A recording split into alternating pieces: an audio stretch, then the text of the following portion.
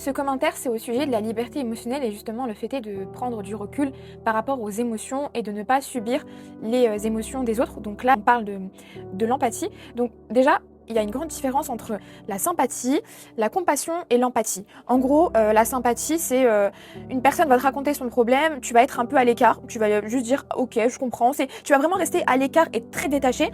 Ensuite, tu vas avoir la compassion. Donc la compassion, elle va vraiment te permettre de comprendre ce que l'autre ressent, ce que l'autre vit et d'avoir justement ce recul-là aussi en comprenant ses émotions et en ayant tes émotions à toi.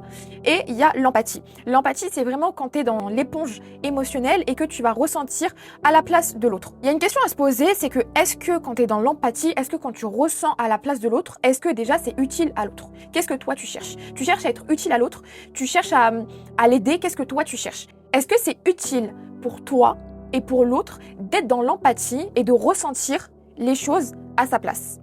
Moi, je pense que l'empathie, c'est plus quelque chose qui te limite, toi, et qui limite l'autre.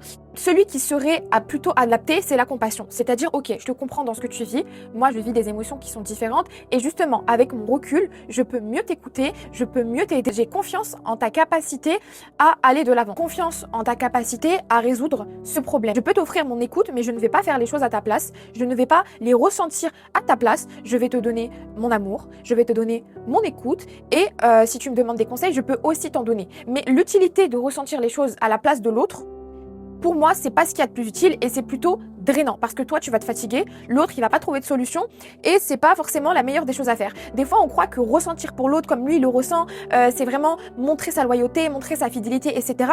Mais pas du tout. La compassion, c'est justement de garder ce retrait extérieur, de lui apporter ton aide, ton écoute et tes conseils dans l'amour et dans la bienveillance et de toi, garder ton propre centre.